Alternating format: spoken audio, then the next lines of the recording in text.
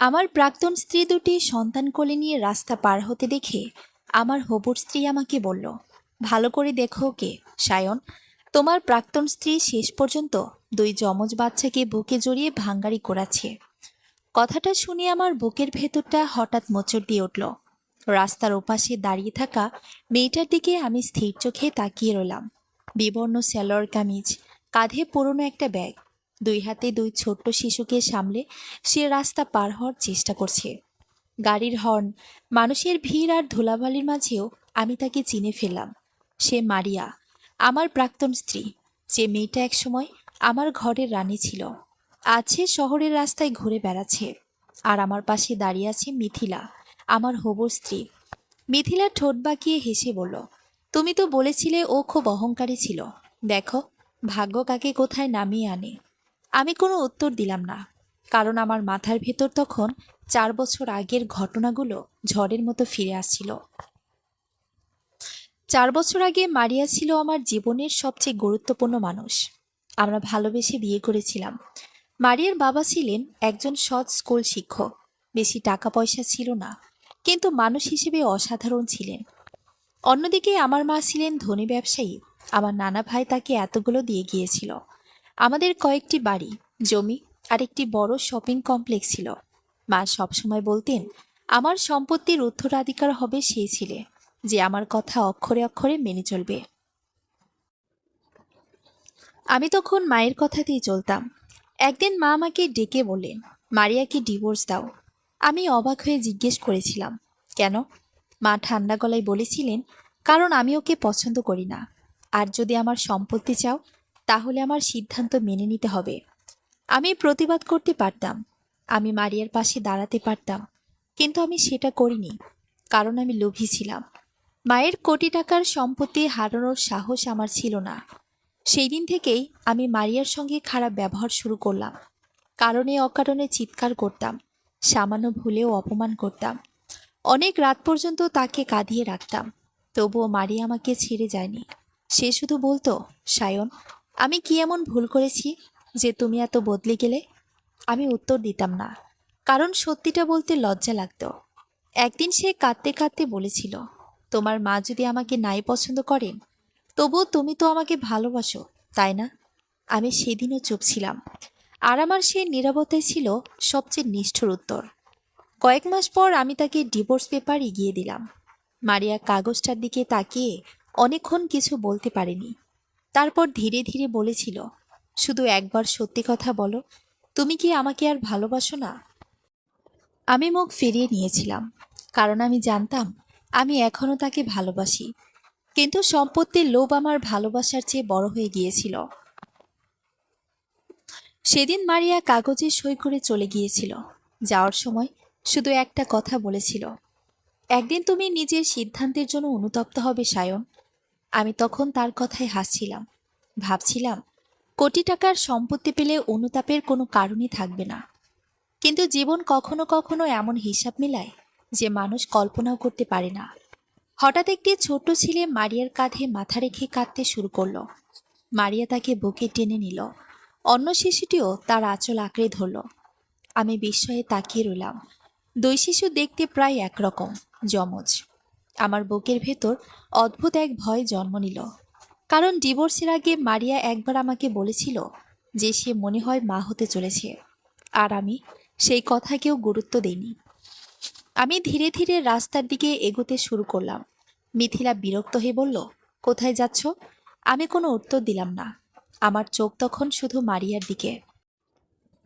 হঠাৎ মারিয়ার গাড়ি দেখে দৌড় দেওয়ার সময় তার হাতের ব্যাগ পড়ে গিয়ে পুরনো ফাইল থেকে কয়েকটি কাগজ বাতাসে উড়ে রাস্তার ওপর পড়ে গেল। একটি কাগজ এসে আমার পায়ের কাছে থামল। আমি নিচু হয়ে সেটা তুলে দেখি হাসপাতালের রিপোর্ট, আর কাগজের ওপর লেখা নামটা দেখে আমার পুরো পৃথিবী যেন থেমে গেল। সেখানে বড় অক্ষরে লেখা ছিল, পিতা সায়ন রহমান। কাগজটার উপর জ্বলজ্বল করতে থাকা নিজের নামটার দিকে তাকিয়ে আমার হাত দুটো কাঁপতে শুরু করলো। পিতা সায়ন রহমান। চারপাশের সমস্ত কোলাহল, গাড়ির হর্ন, মিথিলার চড়া গলার চিৎকার, সবকিছু যেন মুহূর্তের মধ্যেই স্তব্ধ হয়ে গেল। আমার চোখের সামনে শুধু ভেসে উঠতে লাগলো 4 বছর আগের সেই দিনটার কথা।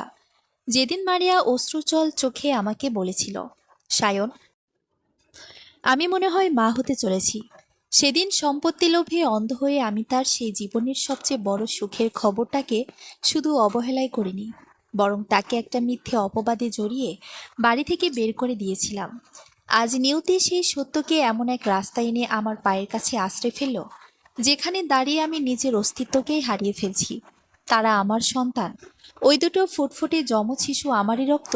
সায়ন, কি হলো তোমার? একটা নোংরা কাগজ হাতে নিয়ে এভাবে মূর্তির মতো দাঁড়িয়ে আছো কেন? চলো এখান থেকে, রোদের মধ্যে আমার চামড়া পড়ে যাচ্ছে। পেছন থেকে মিথিলা আমার হাত ধরে টান দিল। তার কণ্ঠে বিরক্তি আর অবজ্ঞা আমার কানে বিষের মতো ঠেকল। আমি মিথিলার হাতটা ঝটকা দিয়ে সরিয়ে দিলাম। আমার চোখ তখন রাস্তার ওপাশে। মারিয়া ততক্ষণে ব্যস্ত রাস্তা পার হয়ে ওপাশের ফুটপাতে গিয়ে বসেছে। সে হাঁপাচ্ছে। একটা বাচ্চার কান্না থামানোর জন্য সে তার বিবর্ণ আঁচল দিয়ে বাচ্চার মুখটা মুছে দিচ্ছে, আর অন্য বাচ্চাটা ক্ষুধার্ত চোখে মায়ের মুখের দিকে তাকিয়ে আছে। যে মেয়েটার পায়ের কাছে একদিন 4-5 জন কাজের লোক হাত জোর করে দাঁড়িয়ে থাকতো, সে আজ ধুলোবালির মধ্যে বসে বাচ্চাদের শান্ত করার চেষ্টা করছে। আর এই সব কিছুর জন্য দায়ী আমি, শুধু আমি। আমি আর এক মুহূর্ত না ভেবে রাস্তার উপারে মারিয়ার দিকে দৌড়াতে লাগলাম। সায়ন, সায়ন, কোথায় যাচ্ছ তুমি?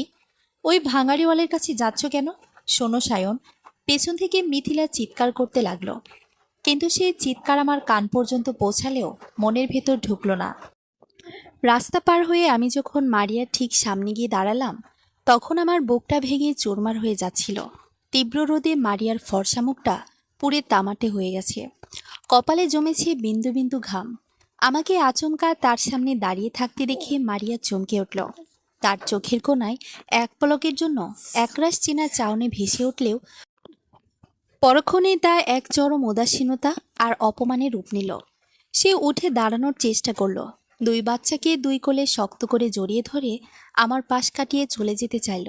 মারিয়া, আমার গলা দিয়ে শব্দটা প্রায় বুঝে এলো। আমি তার পথ আটকে দাঁড়ালাম। মারিয়া থামল, কিন্তু আমার দিকে তাকালো না। নিচের দিকে তাকিয়ে একদম শান্ত শীতল গলায় বলল, রাস্তা ছাড়ুন, আমার তাড়া আছে। বাচ্চাদের খাওয়ার সময় পার হয়ে যাচ্ছে। ওরা ওরা আমার সন্তান। মারিয়া, তুমি কেন 4 বছর ধরে এই সত্যটা আমার কাছ থেকে লুকিয়ে রাখলে? আমার চোখ দিয়ে তখন টপ টপ করে জল গড়িয়ে পড়ছে। পায়ের কাছে এসে হাসপাতালের রিপোর্টটা আমি তার সামনে তুলে ধরলাম। মারিয়া এবার ধীরে ধীরে মুখ তুলল। তার সেই শান্ত চোখের ভেতর আজ কোনো ভালোবাসা নেই, কোনো অভিমানও নেই। যা আছে তা হলো তীব্র ঘৃণা আর অবহেলা। সে একটা শুকনো হাসি হাসল। আপনার সন্তান সায়ন রহমান, আপনি বোধহয় ভুল করছেন। 4 বছর আগে যেদিন আপনি টাকার লোভে আপনার গর্ভবতী স্ত্রীকে ডিভোর্স পেপার এগিয়ে দিয়েছিলেন, সেই দিনেই বাচ্চাদের বাবা মরে গেছে। এরা কোনো কোটিপতির সন্তান নয়, এরা এই রাস্তার এক অসহায় মায়ের সন্তান। আমাকে ক্ষমা করে দাও মারিয়া, আমি ভুল করেছিলাম।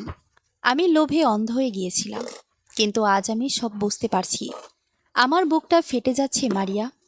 ওদের একবার আমার কোলে দাও। আমি এই 2 হাত বাড়িয়ে মারিয়ার কোল থেকে একটা বাচ্চাকে নিতে গেলাম, কিন্তু মারিয়া এক কদম পিছিয়ে গেল। তার চোখে যেন আগুন জ্বলে উঠল। খবরদার, আমার বাচ্চাদের গায়ে হাত দেবেন না। যে মানুষটা নিজের রক্তের চেয়ে মায়ের ব্যাংকের টাকা আর বাড়ি গাড়িকে বড় মনে করেছিল, তার কোনো অধিকার নেই এই নিষ্পাপ শিশুদের স্পর্শ করার। ঠিক তখনই মিথিলা হাঁপাতে হাঁপাতে সেখানে এসে পৌঁছালো। মারিয়া আর আমাকে এভাবে কথা বলতে দেখে তার মুখটা রাগেও হিংসায় কুৎসিত হয়ে উঠল। সে আমার হাত ধরে টেনে বলল, সায়ন, তুমি এই রাস্তার মেয়ের সাথে কি নাটক করছো? আরও কি বলছে, কিসের বাচ্চার বাবা? তুমি কি নোংরা মেয়ের জালিয়াতির ফাঁদে পা দিচ্ছ? চলো বলছি। মিথিলার নোংরা মেয়ের শব্দটা শুনে আমার মাথায় রক্ত চড়ে গেল। যে মারিয়া আমি একদিন নিজের হাতে ধ্বংস করেছি, আজ অন্য কেউ তাকে অপমান করবে সেটা সহ্য করার ক্ষমতা আমার ছিল না। আমি মিথিলার দিকে তাকিয়ে চিৎকার করে উঠলাম, মুখ বন্ধ করো মিথিলা, আর একটাও বাজে কথা বলবে না। ও কোনো রাস্তার মেয়ে নয়, ও আমার মারিয়া, আর এই দুটো বাচ্চা আমার নিজের সন্তান। আমার তীব্র চিৎকারে মিথিলা স্তব্ধ হয়ে গেল। তার চোখ দুটো চড়ক গাছ। সে হয়তো ভাবতে পারেনি যে সায়ন রহমান কোনোদিন তার উপর এভাবে চিৎকার করতে পারে। মারিয়া আমাদের দুজনের দিকেই একবার তাকালো।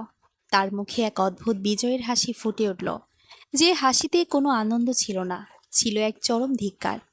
সে মিথিলার দিকে তাকিয়ে শান্ত গলায় বলল, ভয় পাবেন না মিস মিথিলা, আপনার হবু বরের এই ভাঙাড়ি কুড়োনো মারিয়ার প্রতি কোনো লোভ নেই। 4 বছর আগে উনি টাকার জন্য আমাকে ছেড়েছিলেন, আজ উনি টাকার জন্যই আপনার পাশে আছেন। ওনাকে নিয়ে যান, ওনার স্থান ওই রাজপ্রাসাদেই মানায়, এই ধুলোবালি রাস্তায় নয়। কথাটা বলেই মারিয়া আর 1 সেকেন্ডও দাঁড়ালো না। 2 বাচ্চাকে বুকে চেপে ধরে ভিড়ের মাঝে দ্রুত হাঁটতে শুরু করলো। মারিয়া, শোনো মারিয়া, প্লিজ চলে যেও না। আমি পেছন থেকে ডাকতে ডাকতে এগোতে গেলাম, কিন্তু মিথিলা আমার সামনে এসে দাঁড়িয়ে পথ আটকে দিল। সায়ন, তুমি যদি আজ ওর পেছনে যাও, তবে মনে রেখো আমাদের বিয়ে তো হবে না, আর তোমার মা তোমাকে ওনার সমস্ত সম্পত্তি থেকে আজীবনের জন্য বঞ্চিত করবেন। তুমি আবার সে রাস্তায় এসে দাঁড়াবে। ভেবে দেখো, কি চাও তুমি? ওই রাস্তার ভিক্ষুক, নাকি মায়ের কোটি টাকার সম্পত্তি? মিথিলার গলার আওয়াজে এক চরম হুমকি। আমি থমকে দাঁড়ালাম। দূরে মারিয়া ততক্ষণে একটা গলির মোড় পার হয়ে চোখের আড়ালে চলে গেছে। একদিকে আমার নিজের রক্ত, আমার সন্তানদের কান্নার অনুতাপের আগুন, অন্যদিকে মায়ের কোটি টাকার সম্পত্তি আর মিথিলার হুমকি। 4 বছর আগে আমি সম্পত্তির লোভ সামলাতে পারিনি, কিন্তু আজকে আমি আবার সে একই ভুল করব? নাকি এবার সব ছেড়ে নিজের সন্তানদের বুকে টেনে নেব? আমার মাথার ভিতর তখন ঝড় বইছে। আমি মিথিলার দিকে তাকালাম, তারপর দূর আকাশের দিকে। আমার জীবনের সবচেয়ে বড় পরীক্ষার মুখোমুখি দাঁড়িয়ে আছি আমি। কি হলো সায়ন, এত ভাবার কি আছে? ওই জরাশীর্ণ অতীতকে আঁকড়ে ধরে ফুটপাতে নামবে, নাকি আমাদের রাজকীয় ভবিষ্যৎ বেছে নেবে? মিথিলা আমার উত্তরের অপেক্ষায় 1 হাত কোমরে রেখে তাচ্ছিলের সুরে বলল। আমি মিথিলার দিকে তাকালাম। এই সেই মেয়ে যাকে আমার মা আমার জন্য নির্বাচন করেছেন, যার আভিজাত্য আছে, রূপ আছে, কিন্তু একটা ক্ষুধার্ত শিশুর মতো বুকে এক ফোঁটা দয়া নেই। অথচ মারিয়া এক কাপড়ে আমার বাড়ি থেকে বের হয়ে গিয়েও আজ 4 বছর ধরে আমার এই সন্তানদের বুকে আগলে এই তীব্র রোদে লড়াই করে যাচ্ছে। আমি একটা গভীর শ্বাস নিলাম। ভেতরের সমস্ত দ্বিধা, ভয় আর সম্পত্তির লোভ যেন এক মুহূর্তে কর্পূরের মতো উড়ে গেল। মিথিলা, আমার গলায় এবার আর কাঁপল না, বরং এক অদ্ভুত দৃঢ়তা খেলে গেল কণ্ঠে। তোমার ওই কোটি টাকার রাজপ্রাসাদ আর তোমার আভিজাত্য তোমাকে নিয়েই থাকো। 4 বছর আগে মায়ের সম্পত্তি লোভে আমি একটা জ্যান্ত মানুষকে খুন করেছিলাম। আজ নিজের রক্তকে চিনে নেওয়ার পর যদি আবার সেই ভুল করি, তবে খোদা আমাকে কোনোদিন ক্ষমা করবেন না। তার মানে তুমি কি বলতে চাও সায়ন? মিথিলার চোখ দুটো রাগে বড় বড় হয়ে গেল। আমি বলতে চাই, আমাদের এই বিয়ে এখানেই শেষ। আমার মায়ের সম্পত্তি ওনার কাছেই থাক, আমি আমার সন্তানদের ফেরত চাই। কথাটা বলেই আমি মিথিলার ধরে রাখা হাতের বাঁধন এক ঝটকায় মুক্ত করে দিলাম। মিথিলা পেছনে চিৎকার করে বলতে লাগলো, সায়ন, তুমি একটা আস্ত পাগল, তুমি ধ্বংস হয়ে যাবে সায়ন। আমার মা বাবার তোমার মা তোমাকে রাস্তায় নামিয়ে ছাড়বে। কিন্তু সেই চিৎকার তখন আমার কাছে কেবলই অর্থহীন কিছু শব্দ মাত্র। আমি তখন দৌড়াচ্ছি, যে গলিটা দিয়ে মারিয়া তার 2 সন্তানকে ভেতরে ঢুকে গেছে। আমি সেই গলির দিকে অন্ধের মতো ছুটতে লাগলাম। গলিটা বেশ সরু আর নোংরা, চারপাশটা কেমন যেন ঘিঞ্জি। একটু এগোতেই বুঝলাম এটা শহরের একটা অবহেলিত বস্তি এলাকা। ভাঙাচোরা টিনের চাল, নর্দমার গন্ধ আর চারপাশের অভাবের ছাপ স্পষ্ট। আমি দুচোখ মিলে মারিয়াকে খুঁজতে লাগলাম। তীব্র অপরাধ বোধে আমার ফুসফুস ফেটে যাচ্ছিল। যে মারিয়া ধানমন্ডির শীতাতপ নিয়ন্ত্রিত ফ্ল্যাটের রাজকন্যার মতো থাকত, সে আজ এই নরককুণ্ডে দিন কাটাচ্ছে। কিছু দূর গিয়ে একটা খোর পাড়ে কয়েকজন মধ্যবয়স্কী মহিলাকে কাপড় কাচতে দেখে আমি হাঁপাতে হাঁপাতে জিজ্ঞেস করলাম, আচ্ছা, একটু আগে কোলে দুটো যমজ বাচ্চা নিয়ে একটা মেয়ে এইদিকে এসেছে, আপনারা কি দেখেছেন ও কোথায় গেছে? মহিলারা প্রথমে আমার সুটবুট আর দামি ঘড়ি দেখে একটু অবাক হলেন। তারপর একজন হাত উঁচিয়ে ভেতরে একটা ভাঙা টিনের ঘরের দিকে ইশারা করে বললেন, ওই যে উত্তরের শেষ মাথায় তালি দেওয়া টিনের ঘরটা দেখতেছেন, ওইখানে থাহে মারিয়া। আজ কয়েক বছর ধইরা 2টা এতিম বাচ্চা লইয়া অনেক কষ্টে দিন কাটাচ্ছে মেয়েটা। এতিম বাচ্চার শব্দটা আমার বুকে তীরের মতো বিঁধল। ওরা এতিম নয়, ওদের বাবা বেঁচে আছে। অথচ পৃথিবীর সবচেয়ে বড় অপরাধী হয়ে বেঁচে আছে। আমি ধীর পায়ে সেই ঘরটার সামনে গিয়ে দাঁড়ালাম। দরজার নামমাত্র একটা পুরনো চটের পর্দা ঝুলছে। ভেতর থেকে একটা বাচ্চার মৃদু কান্নার আওয়াজ আর মারিয়ার শান্ত কণ্ঠস্বর ভেসে আছে। কেঁদো না বাবা, আর একটুখানি সহ্য করো। মা একটু পরেই তোমাদের জন্য ভাত ফুটিয়ে দিচ্ছি। লক্ষ্মী বাবা আমার, কেঁদো না। আমার চোখের জল আর বাধা মানল না। আমি কাঁপতে কাঁপতে চটের পর্দাটা সরিয়ে ঘরের ভেতর পা রাখলাম। ঘরের ভেতরের দৃশ্য দেখে আমার কলিজাটা যেন ছিঁড়ে গেল। একটা জরাজীর্ণ চৌকি, কোনায় কয়েকটা অ্যালুমিনিয়ামের থালা বাসন, আর মেঝেতে ছড়ানো কিছু পুরনো প্লাস্টিকের বোতল আর ভাঙাড়ি। মারিয়া একটা মাটির চুলার সামনে বসে ফুপিয়ে কাছে, আর তার চোখের জল গিয়ে পড়ছে চুলার খড়কুটায়। দুই পাশে দুই যমজ শিশু ক্ষুধার্ত চোখে মায়ের দিকে তাকিয়ে আছে। মারিয়া, আমি খুব মৃদুস্বরে ডাকলাম। আমার গলার আওয়াজ পেয়ে মারিয়া চমকে পেছনে তাকালো।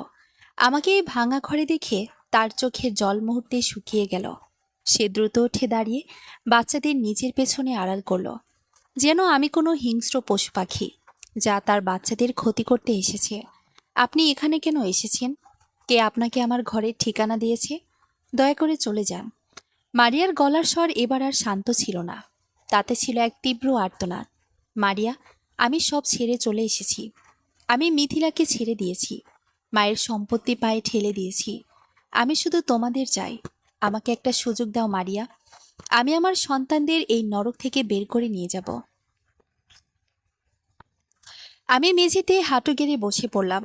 এক কোটিপতি ব্যবসায়ী শাইন রহমান আজ ফুটপাতে বসে তার প্রাক্তন স্ত্রীর কাছে ভিক্ষা চাচ্ছে। মারিয়া একটা তাচ্ছিলের হাসি হাসল। বের করে নিয়ে যাবেন?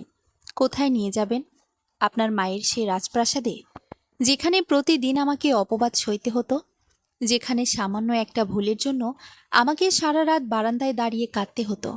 শায়ন রহমান, এই তালি দেওয়া টিনের ঘরটা দেখতে নোংরা হতে পারে, কিন্তু এখানে কোনো মিথ্যে অভিনয় নেই, কোনো সম্পত্তির লোভ নেই। আমি ভুল করেছি মারিয়া, আমি স্বীকার করছি আমি পাপিষ্ঠ, কিন্তু ওরাই তো আমার সব। আমি বাচ্চাদের দিকে হাত বাড়াতেই মারিয়া তীব্র গলায় চিৎকার করে উঠল, ওরা আপনার কেউ না। 4 বছর আগে যখন আপনার মা আমাকে বন্ধ্যা বলে অপবাদ দিয়ে বাড়ি থেকে বের করে দিচ্ছিল, তখন আপনি চুপ ছিলেন। আমার বাবা সেই অপমান সইতে না পেরে হার্ট অ্যাটাক করে মারা গেলেন, তখনও আপনি আসেননি। আমি যখন স্টেশনে স্টেশনে এক ফোঁটা পানির জন্য কেঁদেছি, তখন আপনার মা আর আপনি এসি রুমে ঘুমাচ্ছিলেন। আজ কোন অধিকারে আপনি আমার বাচ্চাদের বাবার শাস্তি এসেছেন? মারিয়ার মুখ থেকে তার বাবার মৃত্যুর খবরটা শুনি আমার পুরো শরীর অবশ হয়ে গেল। মারিয়ার সৎ সাধারণ শিক্ষক বাবা আমার মায়ের চক্রান্তে আর আমার নীরবতায় আজ দুনিয়ায় নেই। অপরাধের বোঝাটা আমার ঘাড়ে এতটাই ভারী হয়ে উঠল যে আমার মুখ দিয়ে আর একটা কথাও বেরোলো না। ঠিক তখনই বস্তির বাইরে একটা দামি গাড়ির হর্নের শব্দ শোনা গেল। হর্নটা অনবরত বেজেই চলেছে। কিছুক্ষণের মধ্যে ঘরের বাইরে ভারী জুতো আর চড়া গলার আওয়াজ পাওয়া গেল। পর্দা ঠেলে ভেতরে ঢুকলেন আমার মা রাবেয়া চৌধুরী। ওনার পেছনে রাগে ফুঁসতে ফুঁসতে দাঁড়িয়ে আছে মিথিলা। আমার মা ঘরের চারপাশে নোংরা পরিবেশ দেখে নাক কুঁচকে আঁচল চাপা দিলেন। তারপর আমার দিকে তাকিয়ে কঠোর গলায় বললেন, সায়ন, এই নোংরা নর্দমায় বসে তুমি কি করছো? এই ভিখারির বাচ্চারে নাকি তোমার রক্ত? মিথিলার কাছে সব শুনে আমি আর স্থির থাকতে পারলাম না। এখনই চলো আমার সাথে।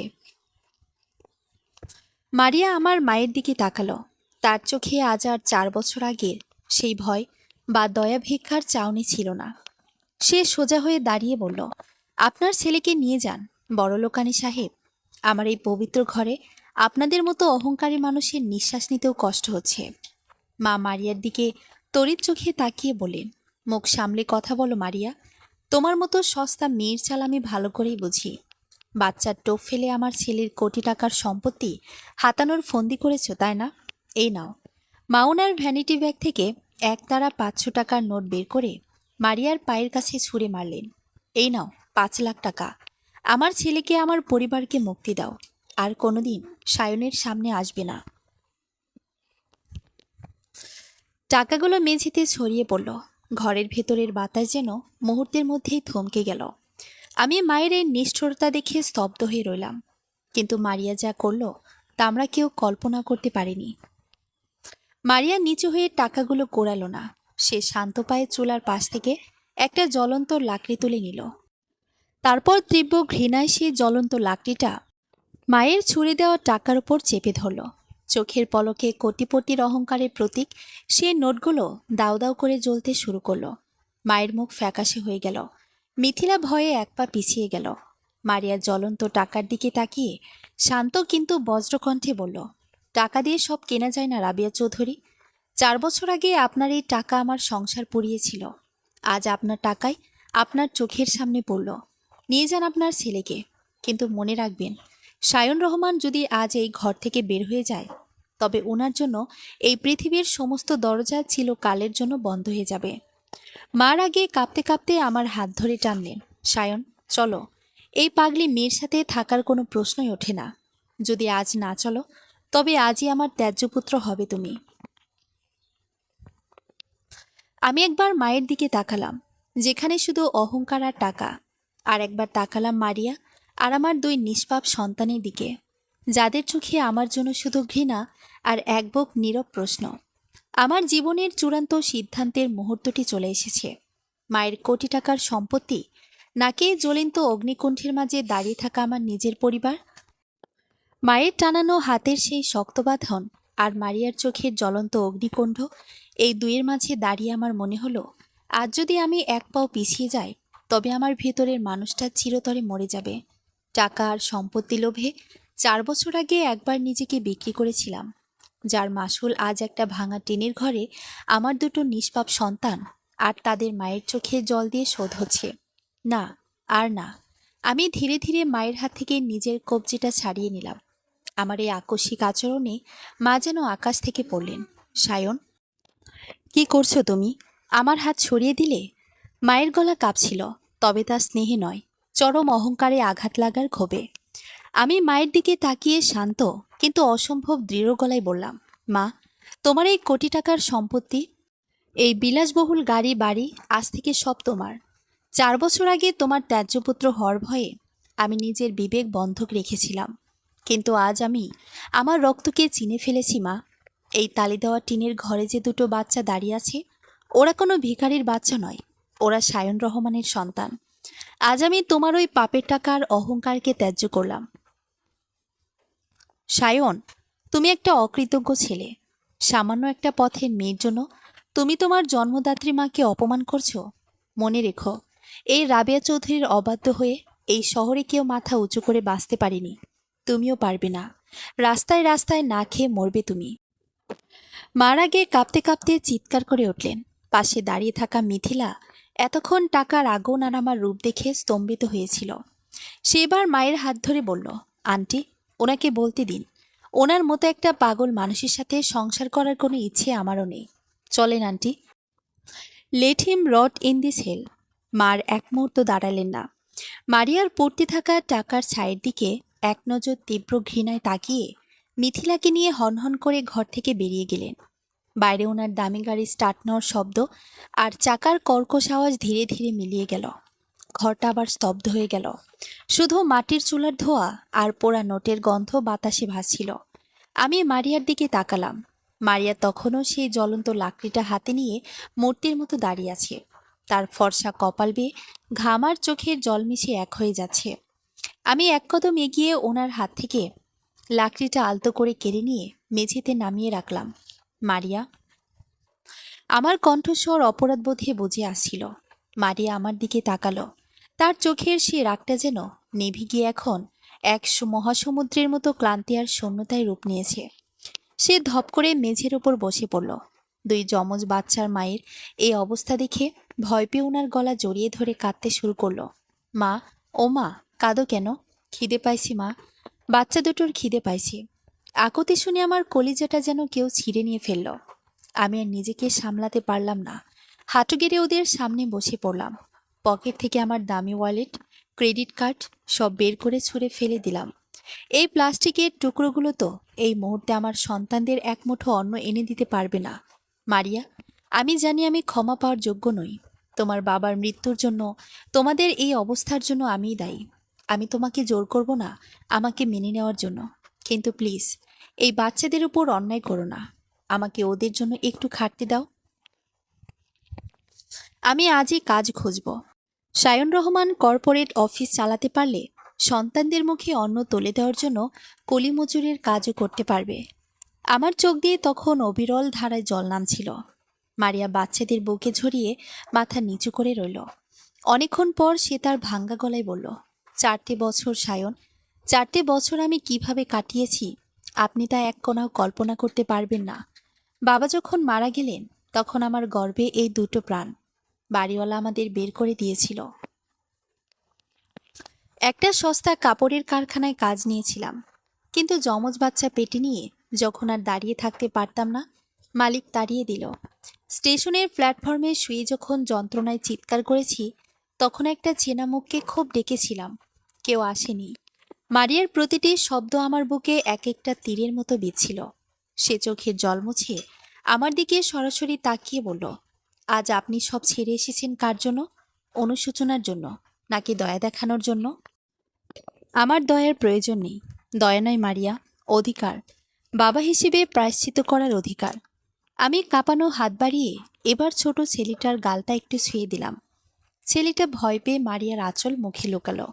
আমার নিজের সন্তান আমাকে দেখে ভয় পাচ্ছে। এর চেয়ে বড় শাস্তি একজন বাবার জন্য আর কি হতে পারে? আমি উঠে দাঁড়ালাম, চোখের জল মুছে বললাম, আমি আজ এই বস্তির পাশেই একটা ছোট ঘর ভাড়া নেব। তোমরা এই নরকে আর থাকবে না। আমার মায়ের দেওয়া কোনো টাকা আমি ছোব না। আমার নিজের জমানো যেটুকু পার্সোনাল অ্যাকাউন্ট আছে তা দিয়ে তোমাদের একটা ভদ্র জায়গায় নিয়ে যাব। তারপর নতুন করে শূন্য থেকে লড়াই শুরু করব। তুমি আমাকে ক্ষমা না করলেও আমি তোমাদের ছায়া হয়ে পাশেই থাকব। কথাটা বলে আমি ঘর থেকে বের হওয়ার জন্য পা বাড়ালাম। ঠিক তখনই পেছন থেকে একটা ক্ষীণ দুর্বল কণ্ঠ ভেসে এলো, বাবা। আমি চমকে পেছনে তাকালাম। মারিয়ার কোল থেকে অন্য ছোট শিশুটি আমার দিকে বড় বড় চোখ করে তাকিয়ে আছে। সে হয়তো মারিয়া আর আমার কথোপকথন থেকে বাবা শব্দটা চিনে নিয়েছে। আমার পুরো পৃথিবী যেন এক মুহূর্তে ওলটপালট হয়ে গেল। 4 বছরের সমস্ত দুঃখ, কষ্ট, অহংকার আর লোভ এই একটা ছোট্ট শব্দের কাছে নতজান হয়ে গেল। আমি আবার দরজার কাছে ফিরে এলাম, বুক ভরা এক তীব্র আকুতি নিয়ে। কিন্তু মারিয়া কি সায়নকে এত সহজে ক্ষমা করতে পারবে? রাবেয়া চৌধুরী আর মিথিলা কি সায়নকে এভাবে শান্তিতে বাঁচতে দেবে, নাকি শুরু হবে এক নতুন চক্রান্ত? বাবা, ছোট ঠোঁট দুটো থেকে নিঃসৃত হওয়া এই একটা শব্দ যেন তীব্র এক বজ্রপাতের মতো আমার সমস্ত অস্তিত্বকে কাঁপিয়ে দিল। 4 বছর ধরে যে বুকে শুধু কর্পোরেট ফাইলের হিসাব আর মায়ের অহংকারের চাবুক চলেছে, সেখানে আজ এক নিমিষেই এক মহাসমুদ্রের জোয়ার চলে এলো। আমি দরজার চৌকাঠ থেকে ঘুরে তাকালাম। আমার চোখ দুটো তখন আমার নিয়ন্ত্রণে নেই। বাঁধ ভাঙা জলের মতো অশ্রু গড়িয়ে পড়ছে। আমি আবার হাঁটু গেড়েই বসলাম মেঝের ওপর। 2 হাত বাড়িয়ে দিলাম সেই ছোট্ট সোনার দিকে। মারিয়া এতক্ষণ পাথরের মতো শক্ত হয়ে বসে থাকলেও ছেলের মুখ থেকে বাবা ডাক শুনে তার শরীরটাও যেন একবার শিউরে উঠল। সে আর চোখে আমার প্রসারিত হাত দুটির দিকে তাকালো। তার চোখের কোণ দিয়েও আবারও জল নামল। তবে এবার সে জলের মারিয়ার চিরচেনা অভিমান আর যন্ত্রণার পাশাপাশি কোথাও যেন একটুখানি দ্বিধাও মিশেছিল। মারিয়া এবার আর সন্তানকে টেনে নিল না, বরং তার বাঁধনটা একটু আলগা হলো। ছোট ছেলেটা মায়ের কোল ছেড়ে গুটি গুটি পায়ে আমার দিকে এগিয়ে এলো। তার ধুলোমাখা ছোট্ট হাত দুটো যখন আমার অস্তুসিক্ত গালে স্পর্শ করলো, আমার মনে হলো আজ আমি পৃথিবীর সবচেয়ে ধনী মানুষ। আমি তাকে শক্ত করে বুকে জড়িয়ে ধরলাম। 4 বছরের চড়া দামে কেনা শূন্যতা এক মুহূর্তেই পূর্ণতায় রূপ নিল। আমায় মাফ করে দিস বাবা, আমায় মাফ করে দিস। বাচ্চার কাঁধে মুখ গুজে আমি ফপিয়ে কেঁদে উঠলাম। অন্য ছেলেটাও তখন বড় বড় চোখে আমাদের দেখছিল। সেও বার গুটি গুটি পায়ে এসে আমার পিঠের ওপর ছোট হাতটা রাখল। 2 সন্তানকে বুকে জড়িয়ে ধরে আমি বুঝতে পারলাম রাবেয়া চৌধুরীর কোটি টাকার রাজপ্রাসাদও এই সুখের কাছে কতখানি তুচ্ছ, কতখানি কাঙ্গাল। বেশ কিছুক্ষণ পর মারিয়া একটা দীর্ঘশ্বাস ফেলে উঠে দাঁড়ালো। তার গলার স্বর এখনো ভারী, কিন্তু আগের মতো ধারালো নয়। বাচ্চাদের কান্না থামান, ওদের পেট খালি, কান্না করলে খিদে আরও বাড়বে। মারিয়া মাটির চুলোর দিকে না তাকিয়ে বলল। আমি তাড়াহুড়ো করে চোখ মুছলাম। পকেট থেকে ফেলে দেওয়া ওয়ালেটটা কুড়িয়ে নিলাম। ব্যাংক অ্যাকাউন্ট বা ক্রেডিট কার্ড আজ অচল হতে পারে, কিন্তু ওটার এক কোণে কিছু ক্যাশ টাকা সবসময় গোজা থাকে, যা মায়ের দেওয়া নয়, আমার নিজের খাটুনির বোনাসের টাকা। আমি তখনই উঠে দাঁড়িয়ে বললাম, আমি আমি এখনই ওদের জন্য খাবার নিয়ে আসছি। মারিয়া, তুমিও সকাল থেকে কিছু খাওনি বোধ হয়। আমি সবার জন্যই আসছি। আমি আর এক মুহূর্ত দাঁড়ালাম না। বস্তির সরু গলি দিয়ে যখন প্রায় দৌড়ে বাজারের দিকে যাচ্ছিলাম, তখন আশেপাশের মানুষগুলো আমার দামি শার্ট আর প্যান্টের দিকে অদ্ভুত দৃষ্টিতে তাকাচ্ছিল, কিন্তু আমার সেদিকে ভ্রুক্ষেপ ছিল না। আমার মাথায় তখন কেবল ঘুরছিল, আমার সন্তানদের খিদে মেটাতে হবে। বাজার থেকে গরম ভাত, ডাল আর ডিম ভাজা নিয়ে যখন ঘরে ফিরলাম, তখন দুপুর গড়িয়ে বিকেল। মারিয়া ততক্ষণে ঘরটা কিছুটা গুছিয়ে নিয়েছে। মেঝেতে একটা ছেঁড়া মাদুর পাতা। আমি খাবারগুলো রাখতেই দুই ভাই খিদের চোটে এক প্রকার ঝাঁপিয়ে পড়ল। মারিয়া ওদের মুখে লোকমা তুলে দিতে দিতে আমার দিকে তাকালো। আপনি খাবেন না? মারিয়ার গলায় কোনো কৃত্রিমতা ছিল না, ছিল এক অদ্ভুত উদাসীনতা। ওরা খাক, তুমি খাও। তারপর যদি বাঁচে আমি খাবো, না বাঁচলেও যদি ক্ষতি নেই। ওদের খাওয়া দেখলেই আমার পেট ভরে যাবে। আমি মলিন হেসে বললাম। মারিয়া আর কিছু বলল না। বাচ্চাদের খাওয়ানো শেষ করে সে নিজেও দুটো মুখে দিল। 4 বছর পর আমরা এক ছাদের নিচে এক ঘরে বসে খাচ্ছি। ভাবতেই আমার বুকটা হালকা হয়ে আসছিল। কিন্তু এই শান্তি কি আসলে এত সহজে সায়নের ভাগ্যে লেখে আছে? ঠিক তখনই বস্তির বাইরে একটা কালো রঙের বিলাসবহুল গাড়ি এসে থামার শব্দ হলো। বস্তির ভাঙা জানলা দিয়ে ওকি দিতেই আমার বুকটা মোচড় দিয়ে উঠল। গাড়িটা মায়ের নয়, এটা মিথিলার বাবার পার্সোনাল গাড়ি। গাড়ি থেকে নামলো মিথিলার ভাই রিয়াদ। তার পেছনে 4-5 জন চেনা গোন্ডা গোছের ছেলে। রিয়াদ সোজা মারিয়ার ঘরের দরজার সামনে এসে দাঁড়ালো। তার চোখে মুখে চরম অহংকার আর কদর্য এক হাসি। ঘরে ঢুকে আমার দিকে তাকিয়ে সে বলল, বাহ সায়ন রহমান, কর্পোরেট কিং আজ বস্তির নোংরায় বসে ডিম ভাত খাচ্ছে। দৃশ্যটা দেখার মতো বটে। আমি উঠে দাঁড়ালাম। মারিয়া আর বাচ্চাদের নিজের পেছনে আড়াল করে বললাম, রিয়াদ, ভদ্রভাবে বলছি, এখান থেকে যাও। আমার জীবনের সিদ্ধান্ত আমি নিয়ে নিয়েছি। মিথিলাকে গিয়ে বলো আমি আর ওর লাইফে ফিরছি না। রিয়াদ একটা কুৎসিত শব্দ করে হেসে উঠল। মিথিলা? আরে, আমার বোন কি তোমার মতো এক কাপড়ে ভিখারির জন্য বসে আছে? রাবেয়া চৌধুরী তোমাকে ত্যায্যপুত্র করার পর তোমার ব্যাংকের সব অ্যাকাউন্ট ফ্রিজ করার প্রসেস শুরু হয়ে গেছে। তুমি এখন রাস্তার ফকির সায়ন। আর আমাদের অপমান করার শোধ আমরা কিভাবে নিই জানো? কথাটা শেষ করেই রিয়াদ ঘরের এক কোণে থাকা মারিয়ার মাটির হাঁড়ি পাতিলগুলো লাথি মেরে ভেঙে ফেলল। বাচ্চা দুটো ভয়ে চিৎকার করে কেঁদে উঠল। রিয়াদ, আমি চিৎকার করে ওর কলার চেপে ধরলাম, কিন্তু ওর সাথে আসা লোকগুলো মুহূর্তের মধ্যেই আমাকে চেপে ধরল। রিয়াদ আমার মুখের খুব কাছে এসে ফিসফিস করে বলল, রাবেয়া আন্টি আমাদের বলে দিয়েছেন তুমি যেন এই শহরে মাথা উঁচু করে দাঁড়াতে না পারো। কোনো অফিস তোমাকে চাকরি দেবে না, কোনো ভদ্রলোক তোমাকে ঘর ভাড়া দেবে না। আর এই মাগি আর তার জারজ দুটোকে যদি বাঁচাতে চাও তবে এই শহর ছেড়ে পালাও, নইলে কপালে অনেক দুঃখ আছে। তারা আমাকে ধাক্কা দিয়ে মেঝেতে ফেলে দিল। মারিয়ার তীব্র এক চিৎকারে বাচ্চাদের বুকে জড়িয়ে ধরল। রিয়াদরা হাসতে হাসতে ঘর থেকে বের হয়ে গেল। যাওয়ার আগে মারিয়ার ঘরের নড়ে বড়ে দরজাটা লাথি মেরে ভেঙে দিয়ে গেল। ঘরটা আবার নিস্তব্ধ, শুধু বাচ্চাদের কান্নার আওয়াজ আর আমার ভাঙা হৃদয়ে দীর্ঘশ্বাস। আমি মেঝেতে পড়ে রইলাম। অপমানে আর ক্ষোভে আমার হাত দুটো মুঠো হয়ে আসছিল। রাবেয়া চৌধুরী আর মিথিলারা ভেবেছে তারা আমাকে ভেঙে চুরমার করে দেবে, কিন্তু তারা জানে না যে মানুষ একবার তার রক্তিমা শিকড় চিনে ফেলে তাকে উফরে ফেলা এত সহজ নয়। আমি ধীরে ধীরে উঠে দাঁড়ালাম, মারিয়ার দিকে তাকালাম। মারিয়ার চোখে এখন আর ভয় নেই, সেখানে এক অদ্ভুত প্রতিবাদের আগুন জ্বলছে। সে বাচ্চাদের কান্না থামিয়ে আমার দিকে তাকালো। আপনি বলেছিলেন না শূন্য থেকে লড়াই শুরু করবেন? মারিয়ার গলার স্বর এবার ইস্পাতের মতো শক্ত। আমি 4 বছর একা লড়েছি এই নরকে। আজ থেকে লড়াইটা আমরা দুজনেই করব। ওদের ওই পাপের টাকা আর ক্ষমতার অহংকার আমরা এই ভাঙা টিনের ঘরে বসে গড়িয়ে দেব। পারবেন তো সায়ন?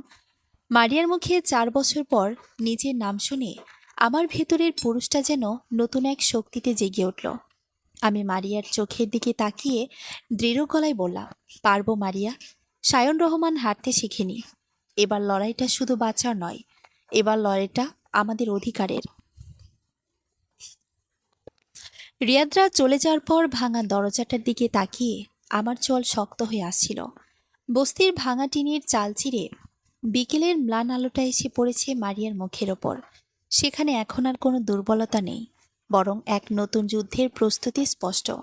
যে মেয়েটা এতক্ষণ অপমানে কোঁকড়ে যাচ্ছিল, সে এখন আমার সাহসের জ্বালানি। আজকের রাতটা আমাদের এই ভাঙা দরজার ঘরে কাটাতে হবে মারিয়া। আমি মেঝে থেকে আমার ছেঁড়া ওয়ালেটটা তুলে নিয়ে শান্ত গলায় বললাম, কাল সকালেই আমি আমাদের একটা নিরাপদ আস্থানের ব্যবস্থা করব। রিয়াদ বা আমার মা ভেবেছে তারাই শহরের সব রাস্তা বন্ধ করে দিয়েছে, কিন্তু তারা ভুলে গেছে লড়াই যখন দেওয়ালে পিঠ ঠেকে যাওয়া মানুষের সাথে হয়, তখন নিয়মকানুন সব বদলে যায়। মারিয়া কোনো কথা বলল না। সে বাচ্চাদের কপালে হাত বুলিয়ে শান্ত করার চেষ্টা করছিল। তার সেই স্তব্ধতা যেন ঝড়ের আগের পূর্বাভাস। পরদিন সকাল, সূর্য ওঠার আগেই আমি বস্তি থেকে বের হয়ে গেলাম। রিয়াদের হুমকিটা ফাঁকা আওয়াজ ছিল না, সেটা আমি ভালো করেই জানতাম। কর্পোরেট জগতে আমার মা রাবিয়া চৌধুরীর প্রভাব কতটা, তা আমার চেয়ে ভালো কেউ জানে না। প্রথমে গেলাম আমার এক পুরনো বন্ধুর কাছে, যার সাথে আমি বেশ কয়েকটা বিজনেস ডিল করেছিলাম। কিন্তু তার অফিসের রিসিপশনে পা দিতেই বুঝতে পারলাম পরিস্থিতি কতটা ঘোলাটে। সায়ন, সরি ভাই, রাবিয়া এন্টারপ্রাইজ থেকে সকাল সকাল করার নোটিশ পাঠানো হয়েছে। তোমাকে কোনো রকম সাহায্য করলে আমার সব রানিং প্রজেক্টের ফান্ডিং বন্ধ হয়ে যাবে। বন্ধুটি আমার দিকে না তাকিয়ে অপরাধী গলায় বলল। আমি হাসলাম, এক অদ্ভুত তাচ্ছিলের হাসি। ঠিক আছে বন্ধু, অসময়ে চেনা মানুষগুলোর মুখোশ খুলে দেওয়ার জন্য ধন্যবাদ। বিকেল পর্যন্ত আমি শহরের 4-5টা অফিসে গেলাম। সবখানে একই দেওয়াল, একই অদৃশ্য নিষেধাজ্ঞা। রাবিয়া চৌধুরী আসলেই এই শহরের বাতাস বিষাক্ত করে তুলেছেন আমার জন্য। ল্যাপটপ বা দামি স্যুট ছাড়া সায়ন রহমান যেন এই শহরের বুকে এক চলমান লাশ। খিদে আর ক্লান্তিতে যখন পা দুটো ভেঙে আসছিল, তখন ঢাকার একটা ব্যস্ত মোড়ে এসে দাঁড়ালাম। মাথার উপর তপ্ত রোদ, আর চারপাশে বিলাসবহুল গাড়ির হর্ন। 4 বছর আগে আমি ওই গাড়ির এসি কেবিনে বসে জানালা দিয়ে বাইরের মানুষদের দেখতাম। আজ আমি নিজেই সেই ফুটপাতে। পকেটে হাত দিয়ে দেখলাম মাত্র কয়েকটা টাকা অবশিষ্ট আছে। মায়ের দেওয়া ক্রেডিট কার্ডগুলো কাল রাতেই ব্লক করে দেওয়া হয়েছে। নিজের জমানো যে পার্সোনাল অ্যাকাউন্টটা ছিল, সেটাও মা আইনি মারপ্যাচে ফ্রিজ করিয়ে ছেড়েছেন। আমি কি তবে হেরে যাব? মারিয়ার সন্তানদের আবার নরকে ফেলে রাখব? না, অসম্ভব। নিজের অজান্তেই চিৎকার করে উঠলাম। সায়ন রহমান কর্পোরেট অফিস চালাতে পারলে নিজের বুদ্ধিকে অন্যভাবেও খাটাতে পারে। আমি সোজা চলে গেলাম কারণ বাজারের এক পরিচিত পাইকারি আড়তদারের কাছে। এই লোকটির ব্যবসায়িক মন্দার সময় আমি তাকে একটা লোন পাস করিয়ে দিয়েছিলাম। সে রাবিয়া চৌধুরীর চক্রান্তের খবরের বাইরে ছিল। সায়ন ভাই, আপনি এখানে? আড়তদার করিম মিয়া আমাকে দেখে আকাশ থেকে পড়লেন। করিম ভাই, আমার কোনো দয়া লাগবে না, কোনো লোন লাগবে না। আমাকে শুধু কয়েক দিনের জন্য কিছু মাল বাকিতে দাও। আমি তোমার এইখানে একটা ছোটোখাটো সাপ্লাইয়ের কাজ শুরু করতে চাই। নিজের হাতে খাটব। আমি সোজা সাপটা বললাম। করিম মিয়া আমার চোখের দিকে তাকিয়ে কি যেন দেখলেন। তারপর একটা দীর্ঘশ্বাস ফেলে বললেন, বড় মানুষেরা যখন সব ছায়রা মাটিতে নামে, তখন তাদের আটকানো যায় না সায়ন ভাই। যান, পেছনের গোডাউনে মাল আছে, আপনি আজ থেকেই শুরু করেন। সারাটা দিন হাড় ভাঙা খাটুনি খাটলাম। যে হাত শুধু দামি কলম আর ল্যাপটপের কিবোর্ড ছুঁয়েছে, সেই হাতে আজ চটের বস্তার হিসাবের খাতা। দিন শেষে যখন করিম ভাই আমার হাতে কিছু পারিশ্রমিক আর সামান্য লাভের টাকা তুলে দিলেন, তখন মনে হলো এই সামান্য কটা টাকার উজ্জ্বলতা আমার মায়ের ওই কোটি টাকার চেয়ে অনেক বেশি। সন্ধ্যা নামার আগেই আমি বস্তির কাছাকাছি একটা ছোট পরিবেশের সেমি পাকা ঘর ভাড়া নিলাম। ঘরটা ছোট হলেও একটা মজবুত কাঠের দরজা আছে, যা অন্তত মাঝরাতে কোনো গুন্ডার লাথিতে ভেঙে পড়বে না। টাকা চুকিয়ে যখন মারিয়া আর বাচ্চাদের নিতে সেই পুরনো ভাঙা টিনের ঘরে ফিরলাম, তখন চারপাশ অন্ধকার হয়ে গেছে। ঘরে ঢুকতেই আমার বুকটা কেঁপে উঠল। পুরো ঘর ফাঁকা।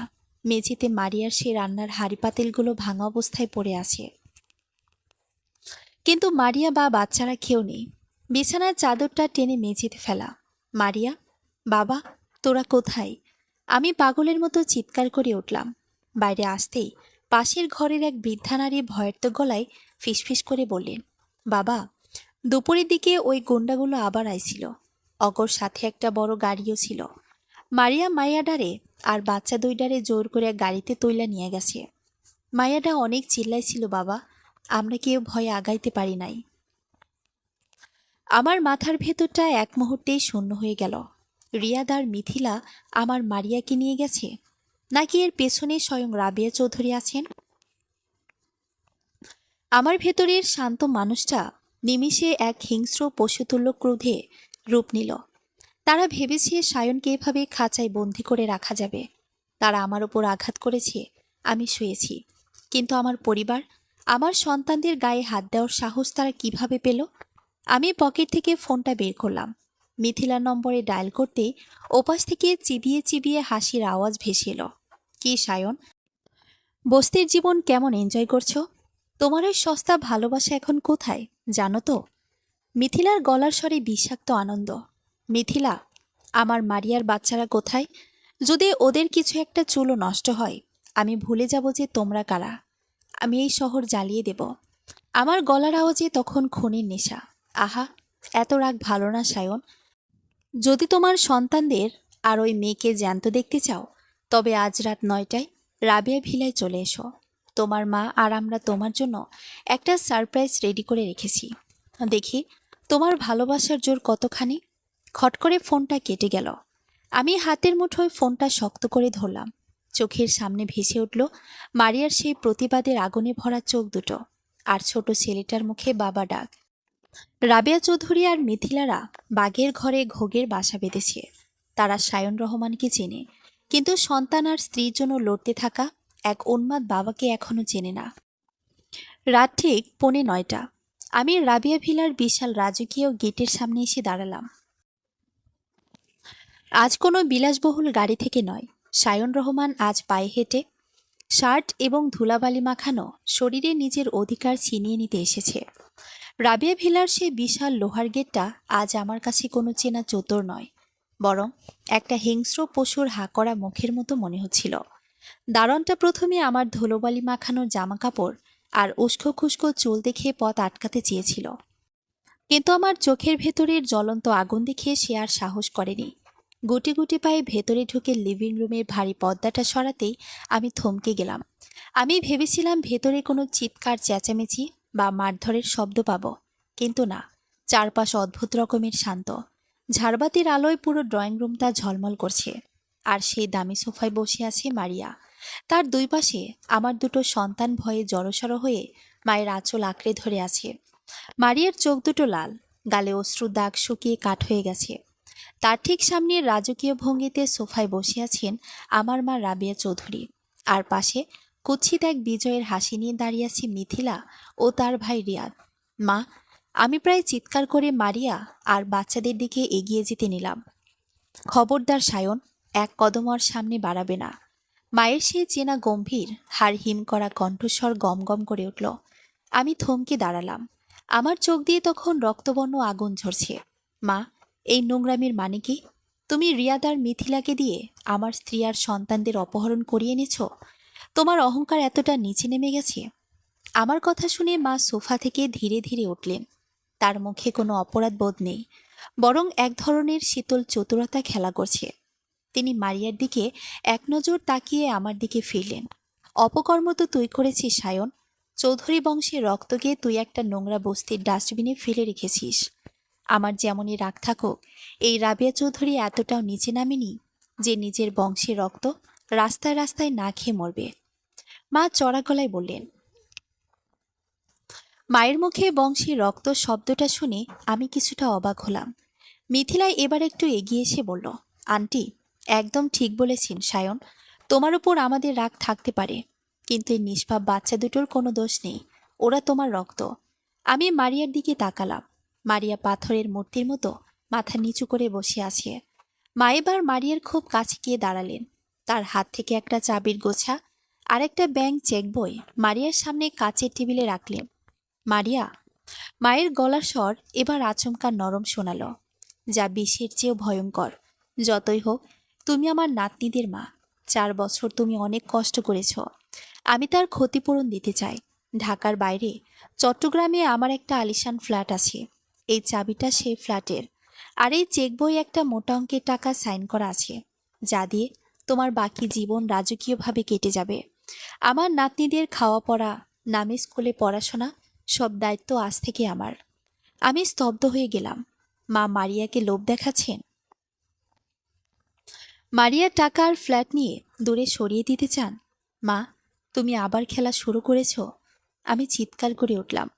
মা আমার দিকে হাত তুলে থামিয়ে দিলেন। তারপর মারিয়ার দিকে তাকিয়ে তার আসল বিষাক্ত চালটা চাললেন। তবে একটা শর্ত আছে মারিয়া। আমার দেওয়া এই রাজকীয় জীবন, এই টাকার ফ্ল্যাট তুমি তখনই পাবে যখন তুমি সায়নের জীবন থেকে চিরতরে সরে যাবে। তোমাকে এই শহর ছাড়তে হবে একা, সায়নকে ছাড়া। তুমি 4 বছর পর তার কাছে ফিরেছ কেবল টাকার লোভে। সায়নের চোখের সামনে তার এই সস্তা ভালোবাসার আসল রূপটা আমি দেখতে চাই। ও জানুক, টাকার উপরে পৃথিবীতে কিচ্ছু নেই। রুমের ভেতর এক পিনপতন নীরবতা নেমে এলো। মিথিলা আর রিয়াদের মুখে এক পিশাচের মতো হাসি। তারা খুব ভালো করেই জানে 4 বছরের অনাহার আর কষ্টের পর এই লোভনীয় প্রস্তাব ফিরিয়ে দেওয়া যে কোনো সাধারণ মানুষের জন্য অসম্ভব। আমার বুকের ভেতরটা দুরু দুরু করে কাঁপতে লাগলো। আমি মারিয়ার দিকে তাকালাম। আমার চোখ দুটো তখন এক চরম আকুতি নিয়ে মারিয়াকে দেখছে। মারিয়া কি পারবে এই 4 বছরের কষ্টের অবসান ঘটাতে, মায়ের এই টাকার পাহাড়ের কাছে নিজেকে বিকিয়ে দিতে? ও যদি রাজি হয়ে যায়, আমি তো ওকে দোষ দিতে পারবো না। ও তো সন্তানদের সুখে রাখতেই তা করবে। আমার পায়ের তলার মাটি যেন সরে যাচ্ছিল। মারিয়া ধীরে ধীরে সোফা থেকে উঠে দাঁড়ালো। সে টেবিলের উপর রাখা সেই দামি চাবির গোছা আর চেক বইটার দিকে তাকালো। তার হাত দুটো কাঁপছিল। সে হাত বাড়িয়ে চেক বই আর চাবিটা নিজের হাতে তুলে নিল। মায়ের মুখে এক চরম তৃপ্তির হাসি ফুটে উঠল। মিথিলা ফিসফিস করে রিয়াদকে বলল, দেখেছিস, টাকার কাছে সবাই গোলাম। আমি চোখ বন্ধ করে নিলাম। আমার চোখের কোণ দিয়ে এক ফোঁটা জল গড়িয়ে পড়ল। তবে কি আজ আমার ভালোবাসার পরাজয় ঘটল? মারিয়াও কি আমাকে টাকার জন্য ত্যাগ করল? কিন্তু পরের মুহূর্তেই যা ঘটল, তার জন্যই এই ড্রয়িং রুমের কেউ প্রস্তুত ছিল না। মারিয়া চাবির গোছা আর চেক বইটা হাতের মুঠোয় শক্ত করে ধরে সোজা রাবিয়া চৌধুরীর মুখের সামনে ধরল। তারপর চরম ঘৃণা ভরা এক টুকরো হাসি হেসে চাবি আর চেক বইটা ড্রয়িং রুমের মেঝেতে ছুঁড়ে ফেলে দিল। ঝনঝন শব্দে চাবিটা ছিটকে পড়ল রাজকীয় কার্পেটের ওপর। আপনার এই বাপের টাকা আর ক্ষমতার অহংকার আপনার কাছেই রাখুন, মিসেস চৌধুরী। মারিয়ার গলার আওয়াজ এবার বজ্রের মতো শোনালো। 4 বছর আগে আপনি আপনার টাকা দিয়ে এই সায়নকে কিনতে পেরেছিলেন, কারণ তখন সে কাঁচা মাটির মতো নরম ছিল। কিন্তু আজ সে সায়ন আমার পাশে দাঁড়িয়ে আছে। সে আগুনে পুড়ে খাঁটি সোনা হয়েছে। সে সন্তানদের মুখে অন্ন তুলে দিতে, মাথায় চটের বস্তা তুলতে পারে, কুলিগিরি করতে পারে। আপনার এই কোটি টাকার ফ্ল্যাটের চেয়ে ঘামে ভিজা ছেঁড়া শার্টের তোলার বুকটা অনেক বেশি নিরাপদ। মারিয়ার মুখে এই কথা শুনে রাবেয়া চৌধুরীর ফর্সা মুখটা মুহূর্তের মধ্যেই কালো হয়ে গেল। মিথিলার রিয়াদের মুখের হাসি যেন এক লহমায় উধাও হয়ে গেল। মারিয়া আমার দিকে তাকালো। তার চোখে তখন এক অপার্থিব গৌরব। সে আমার দিকে এগিয়ে এসে আমার ধুলোমাখা খসখসে হাতটা শক্ত করে চেপে ধরল। চলুন সায়ন, আমাদের সন্তানদের চৌধুরী বংশে রক্ত দিয়ে বড় করতে হবে না। ওরা একজন সৎ বাবার রক্ত দিয়ে বড় হবে। এই পাপের প্রাসাদে আমাদের আর এক মুহূর্ত থাকার প্রয়োজন নেই। মারিয়া দৃঢ় গলায় বলল। আমার বুকটা আজ গর্বে দ্বিগুণ হয়ে গেল। আমি মারিয়ার হাতটা আরো শক্ত করে ধরলাম। 2 সন্তানকে কোলে তুলে নিয়ে আমরা যখন রাবিয়া ভিলার সদর দরজার দিকে পা বাড়ালাম, তখন পেছন থেকে রাবিয়া চৌধুরী রাগে অন্ধ হয়ে চিৎকার করে উঠলেন, সায়ন, মারিয়া, মনে রাখিস, তোরা আমার অহংকারে আঘাত করলি। এই শহর তোদের জন্য নরক বানিয়ে ছাড়বো আমি। তোরা বাঁচতে পারবি না। কিন্তু আমরা আর পেছন ফিরে তাকালাম না। আমরা ড্রয়িং রুম থেকে বের হয়ে এলাম। বাইরে তখন ঘুটঘুটে অন্ধকার, কিন্তু আমাদের সামনে এক নতুন ভোরের আলো অপেক্ষা করছে। রাবিয়া ভিলার সদর দরজা পেরিয়ে যখন আমরা বাইরের পিচ ঢালা রাস্তায় এসে দাঁড়ালাম, তখন চারপাশটা নিস্তব্ধ। দুই সন্তানকে দুই বাহুতে জড়িয়ে আমি হাঁটছিলাম, আর আমার পাশে আমার জীবনের সবচেয়ে বড় শক্তি হয়ে হাঁটছিল মারিয়া। আজ আমাদের পকেটে টাকা নেই, থাকার মতো বড় বাড়ি নেই, কিন্তু বুক ভরা যে শান্তি আছে, তাই এই শহরের কোনো কোটিপটির সিন্ধুকেও নেই। মারিয়া, ভয় করছে না? আমি আলতো করে ওর হাতটা ছুঁয়ে জিজ্ঞেস করলাম। মারিয়া আমার দিকে তাকিয়ে একটু হাসল। সেই হাসিতে 4 বছরের ক্লান্তি উবে গিয়ে এক অদ্ভুত মায়া খেলা করছিল। যে একা সমুদ্র পাড়ি দিয়ে তেড়ে এসে সায়ন, সে ঝড়ের মেঘ দেখে ভয় পায় না। আর এখন তো আমার হাতটা ধরার জন্য আপনি আছেন। আমি আর কিছু বলতে পারলাম না, শুধু ওর হাতটা আরো শক্ত করে ধরলাম। মাঝরাতের আগেই আমরা আমার সেই নতুন ভাড়া নেওয়া সেমি পাকা ঘরটায় এসে পৌঁছালাম। ঘরটা ছোট, কিন্তু কাঠের শক্ত দরজাটা বন্ধ করতেই এক পরম নিরাপত্তার অনুভূতি আমাদের গ্রাস করল। বাচ্চাদের বিছানায় শুয়ে দিতেই ওরা ক্লান্তিতে ঘুমিয়ে পড়ল। আমি আর মারিয়া সারা রাত জেগে রইলাম, নতুন এক ভোরের স্বপ্ন বুনে। এদিকে রাবিয়া ভিলার ভেতরের পরিবেশ তখন থমথমে, যেন যে কোনো মুহূর্তেই একটা আগ্নেয়গিরি ফেটে পড়বে। ড্রয়িং রুমের মেঝেতে এখনও পড়ে আছে মারিয়ার ছুঁড়ে ফেলে দেওয়া চাবির গোছা আর চেক বই। রাবিয়া চৌধুরী জানালার পাশে দাঁড়িয়ে অন্ধকারের দিকে তাকিয়ে আছেন। তার ফর্সা মুখটা রাগে আর অপমানে থমথম করছে। ঠিক তখনই মিথিলা ড্রয়িং রুমে হিলজুতো খটখট করতে করতে ঢুকল। তার পেছনে তার ভাই রিয়াদ। মিথিলার চোখ মুখ বিষাক্ত সাপের মতো কুটিল হয়ে উঠেছে। সে সোজা রাবিয়া চৌধুরীর পিঠের পেছনে এসে দাঁড়ালো। আন্টি, আপনি ওই বস্তির মেয়েটার এত বড় অহংকার সহ্য করলেন? মিথিলা দাঁতে দাঁত চেপে বলল, যেখানে সায়ন আপনার পা ধরে ক্ষমা চাইবে, সেখানে ওই মেয়েটা আপনার মুখে টাকা ছুঁড়ে মেরে চলে গেল। এর একটা বিহিত করতেই হবে। রাবিয়া চৌধুরী কোনো জবাব দিলেন না, আগের মতো স্তব্ধ হয়ে দাঁড়িয়ে রইলেন। মিথিলা এবার আরও এক কদম এগিয়ে এসে গলার স্বর নিচু করে চরম হিংস্রতা মিশিয়ে বলল, আন্টি, এই ঝামেলার গোড়াটাই কেটে ফেলা দরকার। সায়নের ওই জেদ আর অহংকার শুধু ওই মারিয়া আর তার দুটো বাচ্চার জন্য। আমার এক পরিচিত লোক আছে, রাস্তায় কোনো অ্যাক্সিডেন্ট বা রাতে ওই বস্তির ঘরে আগুন লাগিয়ে যদি মারিয়া আর বাচ্চা দুটোকে একেবারে মেরে ফেলা যায়, তবে সায়ন পুরোপুরি ভেঙে পড়বে। তখনও নিজে এসে আপনার পায়ে লুটিয়ে পড়বে।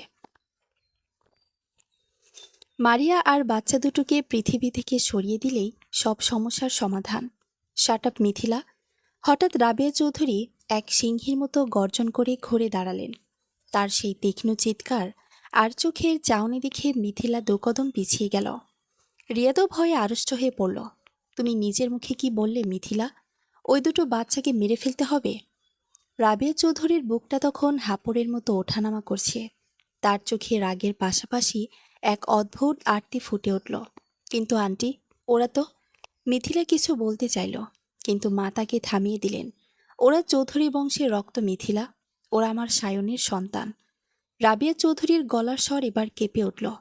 এতক্ষণ ধরে যে পাথরের মতো শক্ত আবরণ তিনি ধরে রেখেছিলেন, তা যেন এক নিমেষেই চূর্ণ বিচূর্ণ হয়ে গেল।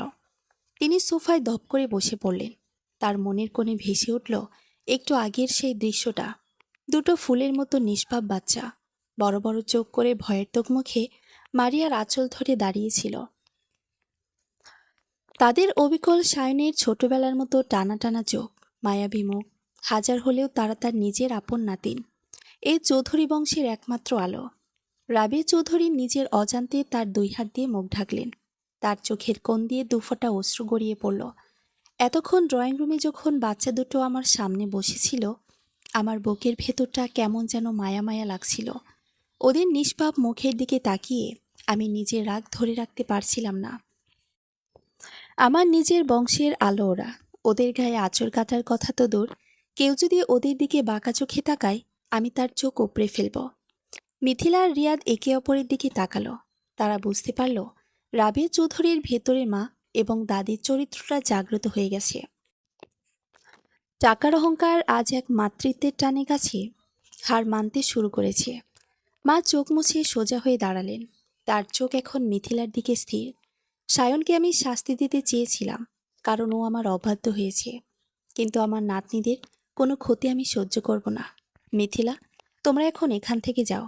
এরপর যদি আমার নাতনিদের কোনো ক্ষতি করার চেষ্টা করো, তবে মনে রেখো, রাবেয়া চৌধুরীর চেয়ে বড় শত্রু তোমার লাইফে আর কেউ হবে না। মিথিলা চরম অসন্তোষ আর ক্ষোভ নিয়ে রিয়াদকে নিয়ে রাবেয়া ভিলা থেকে বের হয়ে গেল। যাওয়ার সময় মনে মনে ভাবল, বুড়িটা তো ইমোশনাল হয়ে গেল, কিন্তু আমি এত সহজে সায়নকে ছাড়ছি না। বুড়ি না করুক, আমি নিজেই মারিয়াকে শেষ করব। পরদিন সকাল, কারণ বাজারে আমি যখন করিম ভাইয়ের আড়তে পৌঁছে কাজে হাত দেব, ঠিক তখনই করিম ভাই আমার দিকে একটা খাম বাড়িয়ে দিলেন। সায়ন ভাই, সকালে এক ভদ্রলোক এই খামটা আপনার নামে দিয়ে গেছে, কইছে খুব জরুরি। করিম ভাই বললেন। আমি অবাক হয়ে খামটা খুললাম। ভেতরে কোনো চিঠি নেই, বরং একটা নতুন ব্যাংকের চেক বই এবং একটা ছোট্ট চিরকুট। চিরকুটে কেবল দুটি লাইন লেখা, চৌধুরী বংশে রক্ত কখনো কারো দয়ায় বাঁচে না, নিজের যোগ্যতায় বাঁচে। তোর মায়ের অ্যাকাউন্ট ফ্রিজ করার ক্ষমতা থাকতে পারে, কিন্তু তোর বাবার রেখে যাওয়া এই গোপন ট্রাস্ট ফান্ডের টাকা ছোঁয়ার ক্ষমতা কারণেই। এটা তোর বাবার পক্ষ থেকে তোর সন্তানদের জন্য উপহার। মাথা উঁচু করে দাঁড়া সায়ন। চিরকুটটির নিচে কোনো নাম ছিল না, কিন্তু আমি হাতের লেখা দেখেই চিনতে পারলাম এটা আমার মায়ের বিশ্বস্ত পিয়ের হাতের লেখা। তার মানে মা নিজে এই টাকা পাঠিয়েছেন? মুখে অহংকারের বাণী বললেও মা কি তবে ভেতরে ভেতরে তার নাতনিদের মায়ায় গলে গেছেন? আমার চোখে জল চলে এলো, কিন্তু একই সাথে আমার বুকের ভেতর এক অজানা আশঙ্কার ঘণ্টা বেজে উঠল। মা যদি শান্ত হয়ে যান, তবে মিথিলা আর রিয়াদ কি চুপ করে থাকবে? ওরা কি নতুন কোনো বড় ধরনের বিপদ নিয়ে আসছে মারিয়া আর আমার সন্তানদের দিকে? হাতে ধরা চিরকুটটার দিকে তাকিয়ে আমার চোখের কোণ দিয়ে অশ্রু গড়িয়ে পড়ল। আরতদার করিম ভাই আমার কাঁধে একটু শক্ত করে হাত রাখলেন। কি কইছে সায়ন ভাই? কোনো খারাপ খবর? না করিম ভাই, খারাপ না। এক অহংকারী মায়ের ভেতরে লুকিয়ে থাকা এক দাদির হেরে যাওয়ার খবর। আমি চোখের জল মুছে একটা দীর্ঘশ্বাস ফেলে হাসলাম। মা সরাসরি নিজের ভুল স্বীকার করতে পারেননি, নিজের অহংকারের দেওয়ালটা নিজে ভাঙতে পারেননি, তাই বাবার রেখে যাওয়া ট্রাস্ট ফান্ডের চাবিকাঠি আমার হাতে তুলে দিয়েছেন। এই টাকাটা আমার সন্তানদের অধিকার, আমার বাবার ভালোবাসা। আমি আর এক মুহূর্ত দেরি করলাম না। করিম ভাইয়ের কাছ থেকে বিদায় নিয়ে সোজা চলে গেলাম ব্যাংকে। আইনি সমস্ত প্রক্রিয়া শেষ করে দুপুরের মধ্যেই বাবার সে ফান্ড সচল করলাম। এখন আর সায়ন রহমান কোনো অসহায় রিফিউজি নয়। নিজের পায়ে দাঁড়ানোর, মিথিলা আর রিয়াদের চক্রান্তের জবাব দেওয়ার মতো অস্ত্র এখন আমার হাতে। ব্যাংক থেকে বের হয়েই আমি সোজা চলে গেলাম একটা বড় সিকিউরিটি এজেন্সিতে। রিয়াদের শেষ হুমকিটা আমার কানে তখনও বাজছিল। মিথিলা যে কতটা নিচে নামতে পারে তা আমার জানা আছে। আমার অনুপস্থিতিতে মারিয়া আর বাচ্চাদের সুরক্ষার জন্য আমি দুজন পেশাদার বডিগার্ড ভাড়া করলাম এবং তাদের আমার নতুন ভাড়া নেওয়া ঘরের আশেপাশে কড়া নজরদারিতে রাখলাম। সব গুছিয়ে যখন বিকেলের দিকে এক বুক স্বস্তি নিয়ে ঘরের দিকে ফিরছি, ঠিক তখনই আমার ফোনটা বেজে উঠল। স্ক্রিনে মায়ের সেই বিশ্বস্ত পিয়ে রহমান সাহেবের নাম। ফোনটা কানে তুলতেই ওপাশ থেকে রহমান সাহেবের হন্তদন্ত গলা ভেসে এলো। সায়ন ভাই, আপনি যেখানে আছেন দ্রুত আপনার বাসায় যান। বড় আপা আপনাকে টাকা পাঠিয়েছেন, এটা মিথিলা কোনোভাবে টের পেয়ে গেছে। ও চরম ক্ষেপে গেছে। রিয়াদকে নিয়েও কোনো বড় ধরনের অঘটন ঘটানোর জন্য লোক পাঠিয়েছে। আমি ল্যান্ডলাইনে ওদের ফিসফিসানি শুনে ফেলেছি। ওরা আজ বিকেলেই মারিয়া ভাবির ওপর কি? আমার হাতের মুঠো শক্ত হয়ে গেল, গায়ের রক্ত মাথায় চড়ে গেল। ওরা কোন দিকে গেছে? ওরা একটা সিলভার কালারের মাইক্রোবাস নিয়ে বস্তির ওই নতুন ঘরের দিকে রওনা দিয়েছে। আপনি দ্রুত যান সায়ন ভাই। ফোনটা কেটে গেল। আমার চারপাশের পৃথিবীটা যেন এক মুহূর্তের জন্য থমকে গেল। আমি কোনো রিক্সা বা গাড়ির তোয়াক্কা না করে পাগলের মতো দৌড়াতে শুরু করলাম। বুক ফেটে যাচ্ছিল, ফুসফুস ছিঁড়ে আসছিল বাতাসে, কিন্তু আমার মাথায় তখন কেবল মারিয়া আর আমার দুটো ফুটফুটে বাচ্চার মুখ। এদিকে আমাদের সে নতুন সেমি পাকা ঘরের সামনে তখন একটা থমথমে পরিবেশ। মারিয়া ঘরের ভেতরে বাচ্চাদের বিকেলে নাস্তা খাওয়াচ্ছিল। আচমকায় ঘরের বাইরে একটা চাকার কর্কশ আওয়াজ হলো। একটি সিলভার রঙের নোয়া গাড়ি এসে থামল গলির মুখে। গাড়ি থেকে নামলো রিয়াদ আর তার সাথে ৩-৪ জন সশস্ত্র লোক। তাদের হাতে ধারালো অস্ত্র আর লাঠি। রিয়াদ ইশারা করতে লোকগুলো ঘরের দরজার দিকে এগিয়ে গেল। ভেতরে কে আছে? বের হ। একজন গুন্ডা লাথি মারল কাঠের দরজায়। মারিয়া চমকে উঠল। বাচ্চা দুটো ভয়ে মারিয়াকে জড়িয়ে ধরে চিৎকার করে কেঁদে উঠল। মারিয়া বুঝতে পারল বিপদ আবার দোরগোড়ায়। কিন্তু 4 বছর একা লড়াই করা মারিয়া আজ আর আগের মতো কেবল কাদার মেয়ে নয়। সে বাচ্চাদের খাটের নিচে লুকিয়ে পড়তে বলল, বাবা, তোমরা একদম চুপ করে থাকবে, একদম আওয়াজ করবে না। মারিয়া নিজে একটা ভারী কাঠের পিঁড়ি হাতে তুলে নিয়ে দরজার দিকে এগিয়ে গেল। ঠিক তখনই গুন্ডারা দরজাটা ভেঙে ভেতরে ঢুকে যাবে। অমনি পেছন থেকে বজ্রপাতের মতো একটা আওয়াজ এলো, খবরদার, এক পা যদি সামনে বাড়িয়েছ, জ্যান্ত পুঁতে ফেলব। রিয়াদ ঘুরে তাকালো। আমি ততক্ষণে সেখানে পৌঁছে গেছি। আমার সাথে আমার ভাড়া করা দুজন বিশাল দেহের বডিগার্ড। রিয়াদ আমাকে দেখে কিছুটা ভড়কে গেল, কিন্তু পরক্ষণেই তার অহংকার চারা দিয়ে উঠল। সায়ন রহমান, তুই এসে গেছিস, ভালোই হলো। আজ তোর চোখের সামনেই তোর এই সংসার ছারখার করে দেব। ধর ওদের। রিয়াদের লোকগুলো আমাদের দিকে তেড়ে আসতেই আমার বডিগার্ডরা চিতার মতো ঝাঁপিয়ে পড়ল ওদের ওপর। শুরু হলো এক তুমুল মারামারি। যে গুন্ডাটি মারিয়ার ঘরের দরজায় লাথি মেরেছিল, আমি নিজে গিয়ে তার কলার চেপে ধরলাম। 4 বছরের জমে থাকা সমস্ত ক্ষোভ, অপমানের প্রতিশোধ আজ আমার হাতের মুঠোয়। আমি তাকে দেয়ালে চেপে ধরে একের পর এক পাঞ্চ করতে লাগলাম। রিয়াদ পরিস্থিতি বেগতিক দেখে দৌড়ে গাড়িতে উঠে পালাতে চাইল, কিন্তু সে গাড়ির দরজা খোলার আগেই দূর থেকে পুলিশের সাইরেনের আওয়াজ ভেসে এলো। চারপাশ থেকে পুলিশ এসে কর্ডন করে ফেলল পুরো এলাকা। রিয়াদ গাড়ি থেকে হাত তুলে নেমে এলো। তার মুখ তখন ভয়ে ফ্যাকাশে। পুলিশ অফিসার এগিয়ে এসে রিয়াদের হাতে হাতকড়া পরিয়ে দিলেন। আমি হাঁপাতে হাঁপাতে পুলিশের দিকে তাকালাম। ঠিক তখনই পুলিশের গাড়ির পেছন থেকে নেমে এলেন স্বয়ং রাবেয়া চৌধুরী, তার পেছনে রহমান সাহেব। মাকে এখানে দেখে আমি স্তব্ধ হয়ে গেলাম। মা রিয়াদের দিকে তাকিয়ে তীব্র ঘৃণায় বললেন, তোমাদের মতো নোংরা লোক আমার চৌধুরী বংশের আলো ধুয়ে মুছে দিতে চেয়েছিল। মিথিলার তোমাকে আমি এমন জেল খাটাবো যা এই শহরের মানুষ সারা জীবন মনে রাখবে। রিয়াদকে যখন পুলিশ ভ্যানে তোলা হচ্ছিল, তখন মা ধীরে ধীরে আমাদের সেই ছোট ঘরটার দিকে এগিয়ে গেলেন। ঘরের ভেতর থেকে মারিয়া ততক্ষণে বাচ্চাদের কোলে নিয়ে বের হয়ে এসেছে। মা মারিয়ার সামনে এসে দাঁড়ালেন। তার সেই চিরচেনা অহংকারের খোলসটা আজ সম্পূর্ণ খসে পড়েছে। তিনি মারিয়ার দিকে হাত বাড়িয়ে দিলেন, কিন্তু কিছু বলার ভাষা পাচ্ছিলেন না। তার চোখ দিয়ে তখন টপটপ করে জল পড়ছে। তিনি হাঁটু গেড়ে বসলেন মেঝের ধুলোবালির ওপরে। দুই নাতনির দিকে তাকিয়ে 2 হাত বাড়িয়ে দিলেন। আমায় মাফ করে দিবি তোরা? তোদের এই বড়ি দাদিকে তোরা মাফ করবি না? ছোট ছেলেটা মারিয়ার দিকে তাকালো, তারপর গুটিসুটি পায়ে এগিয়ে গিয়ে রাবেয়া চৌধুরীর গলা জড়িয়ে ধরল। মাতাকে বুকে জড়িয়ে ধরে ডুকরে কেঁদে উঠলেন। কয়েক বছরের অহংকার, কোটি টাকার দম্ভ আজ এক নাতনির নরম ছোঁয়ায় গলে জল হয়ে গেল। মারিয়া আমার দিকে তাকালো, তার চোখে তখন আনন্দের জল। আমি মারিয়ার পাশে গিয়ে দাঁড়ালাম, ওর কাঁধে হাত রাখলাম। ঝড় কেটে গেছে। মেঘের আড়াল থেকে উকি দিচ্ছে এক নতুন সূর্য। মেঝের ধুলোবালি মেখে আমার জন্মদাত্রী মা রাবেয়া চৌধুরী যখন তার নাতনিকে বুকে জড়িয়ে ফুঁপিয়ে কাঁদছিলেন, তখন সেই কান্নায় কোনো আভিজাত্যের দেয়াল ছিল না, ছিল এক অপরাধী দাদির আত্মশুদ্ধির আকুতি। যে মা সারা জীবন শুধু হুকুম আর ক্ষমতার দম্ভ দেখিয়ে এসেছেন, তাকে আজ এভাবে নতজানু হতে দেখে আমার বুকের ভেতর জমে থাকা 4 বছরের সমস্ত ক্ষোভের বরফ এক নিমিষে গলে জল হয়ে গেল। মারিয়া এগিয়ে গিয়ে মায়ের কাঁধে হাত রাখল।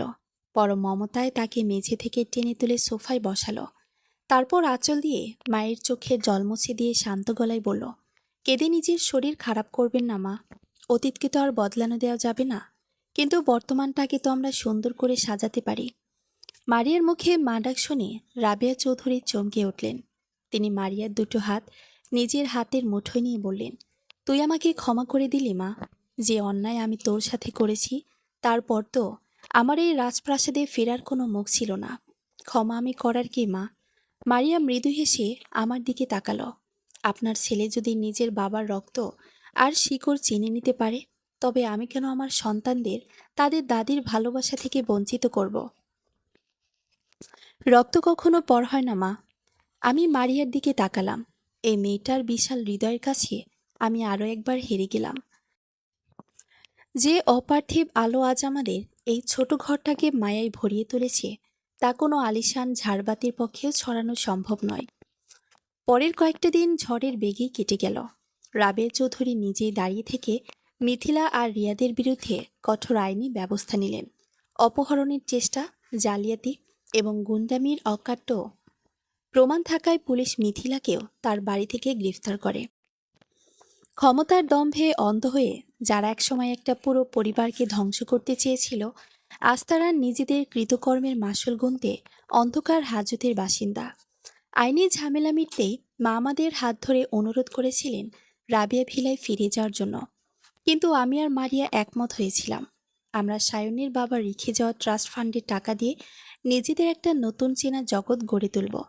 আমরা ধানমন্ডির এক শান্ত গলিতে একটা সুন্দর সিমসাম ফ্ল্যাট ভাড়া নিলাম, যেখানে সকালের আলো এসে ডাইনিং টেবিলে পড়ে আর বিকেলের বারান্দায় দাঁড়ালে পাখির ডাক শোনা যায়। মা এখন প্রায় প্রতিদিন বিকেলে আমাদের এই নতুন ঘরে আসেন। চৌধুরীর সাম্রাজ্যের মিটিং ফেলে তিনি এখন নাতনিদের সাথে মেঝেতে বসে পুতুল খেলেন, গল্প শোনান। মারিয়া রান্নাঘর থেকে চা বানিয়ে যখন মায়ের হাতে দেয়, তখন মায়ের মুখের সেই হাসিতে পৃথিবীর সবচেয়ে সুখী মানুষের প্রতিচ্ছবি ফুটে ওঠে। আজ ছুটির দিন, নতুন ফ্ল্যাটের বারান্দায় একটা আরাম কেদারায় বসে আমি আর মারিয়া বিকেলের চা খাচ্ছিলাম। ড্রয়িং রুমে দুই ভাই তখন দাদির কোলে বসে হাসাহাসি করছে। চারিদিকের এই শান্ত নিটল সুখের দিকে তাকিয়ে মারিয়া আমার কাঁধে মাথা রাখল। জানেন সায়ন, মারিয়া চায়ের কাপে চুমুক দিয়ে বলল, 4টে বছর যখন আমি স্টেশনের প্ল্যাটফর্মে কিংবা কাপড়ের কারখানায় খিদের জ্বালায় ভুগেছি, তখন ভাবিনি কখনো এমন একটা বিকেল আমার জীবনে আসবে। আমি ওর হাতটা নিজের হাতের মুঠোয় পরে নিলাম। ওর খসখসে আঙ্গুলগুলো আজ আর কষ্টের কথা বলে না, বরং আমাদের বেঁচে থাকার জয়গান গায়। কষ্টের রাতগুলো না থাকলে কি এই ভোরের আলোটা এত মিষ্টি লাগতো মারিয়া? আমি ওর কপালে আলতো করে একটা চুমু খেয়ে বললাম, আমি কর্পোরেট অফিসে এসি কেবিনে বসে অনেক লাভ ক্ষতির হিসাব করেছি, কিন্তু আজ বুঝলাম জীবনের সবচেয়ে বড় লাভটা হলো নিজের ভালোবাসার মানুষের পাশে মাথা উঁচু করে বাঁচতে পারা। মারিয়া আমার দিকে তাকিয়ে মায়াবী হাসল। সেই হাসিতে কোনো অভিমান নেই, কোনো শূন্যতা নেই, আছে কেবল এক আকাশ পরিমাণ অধিকার আর তৃপ্তি। টাকার ক্ষমতার কাছে যে টান একদিন হেরে গিয়েছিল, আজ তা আত্মত্যাগ, সততা আর পরম ক্ষমার মাধ্যমে এক নতুন বিজয়ের ইতিহাস লিখল। অহংকারের রাজপ্রাসাদ ভেঙে গড়িয়ে দিয়ে আজ এক ভাঙা টিনের ঘর থেকে শুরু হওয়া গল্পটা এক সুখে নিরে এসে পূর্ণতা পেল। আমাদের হৃদয়ের টান আজ সব বাধা পেরিয়ে তার নিজস্ব ঠিকানায় পৌঁছে গেছে। সমাপ্ত। সম্পূর্ণ গল্পটি আপনাদের কাছে কেমন লাগলো আশা করি কমেন্টে জানিয়ে যাবেন। ধন্যবাদ।